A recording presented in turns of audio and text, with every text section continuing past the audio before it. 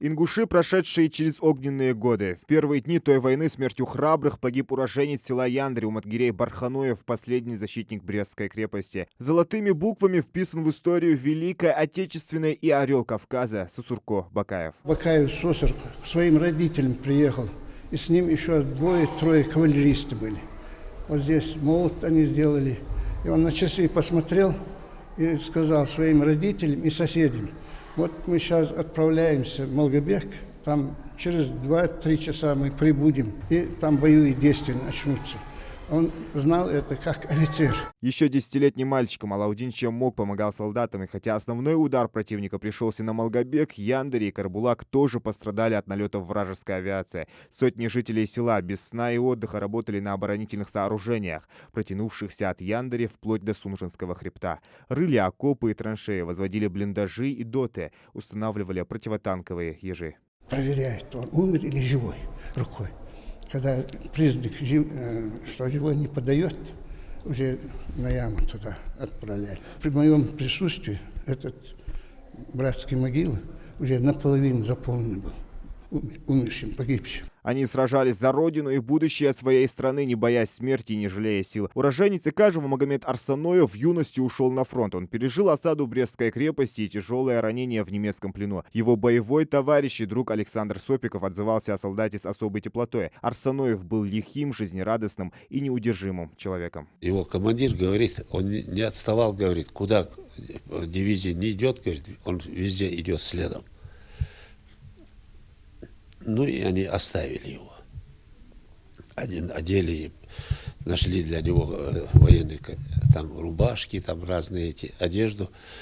И таким образом он 2 года из этого полка не уходил. Племянник фронтовика Магомед Гапархоев долгие годы собирал сведения о военном прошлом своего дяди. Ему удалось лично встретиться и с командиром Магомеда Арсаноева. Николай Шахов рассказал о боевых подвигах одного из самых молодых и бесстрашных солдат. Известно, что Магомеду чудом удалось избежать окружения в стенах цитадели. И с упорными боями в рядах своей части он отступал до Смоленской области. Здесь, тяжело раненый, он попал в плен к немцам на Украине. Идя в колонне военнопленных, ингуш заступился за старика, которого немец ударил прикладом. Магомед не смог сдержаться и напал на фашиста, после чего получил пулю в грудь. Тогда молодому солдату удалось выжить благодаря русской бабушке, которая выходила Магомеда, но позже он снова был ранен и уже смертельно. Похоронила его станция Луговая.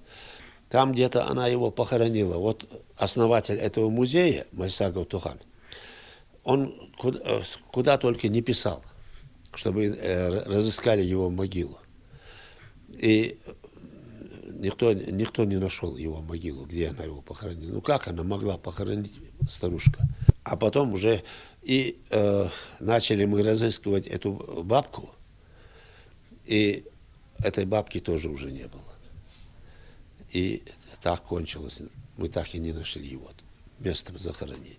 Он был летчиком высочайшего класса. Рашидбек Ахриев, сын выдающегося ингушского ученого-просветителя Чаха Ахриева, первым из представителей народов Северного Кавказа, поднялся в небо за штурвалом самолета. 5 лет назад в Джейрахе открылась мемориальная доска, посвященная Орлу Кавказа. Сложно представить, что в этой полуразрушенной башне он когда-то жил и работал. Это дом его отца, его деда. Но со временем здание пришло в ветхое состояние, оно разрушилось, но башня, она ждет своих потомков, она еще простоит многие годы. Опытный пилот, за плечами которого десятки боевых вылетов, участвовал в 2 мировых войнах. В 1914 году Рашидбек закончил Тифлисское военное училище, а ровно через 3 года стал выпускником Гатчинской летной школы. Проявлял высокое летное мастерство в небе Турции, Средней Азии и Таджикистана. Служил в гражданской авиации. А с началом Великой Отечественной добровольно ушел на фронт. Во время Великой войны Рашидбек Ахриев бомбил вражеские эшелоны, железнодорожные мосты и участвовал в самых важных военных операциях. В январе 1942 года в одном из боевых вылетов Рашидбек Ахриев героически погиб под Ленинградом. Ну тогда он еще во время войны, так можно сказать, был не юношей, а в возрасте человек был. Вот это человек, легендарный человек, мужественный человек, ничего не боялся, говорят. И таких историй в Ингушетии немало. Сотни фотографий приносят в музей краеведения родственники участников Великой Отечественной войны. В каждой семье хранят память о своих близких, которые воевали на фронте или трудились в тылу. «Лица Победы» – проект, объединяющий судьбы поколений, героев суровых 40-х и их потомков. Они умирали, но не сдавались. Их подвиг бессмертен, и память о них будет жить вечно. Практически на всех фронтах Великой Отечественной войны воевали наши земляки. Они защищали Москву, Ленинград, Брест, Сталинград, участвовали в битве на Курско-Орловской дуге, в битве за Кавказ. 26 миллионов погибших. Мы помним эти цифры. Всего на фронт Великую Отечественную войну из Ингушетии ушли более 20 тысяч человек. И это только официальная статистика. Зелимхан Калоев, Асхаб Белакиев, Новости 24.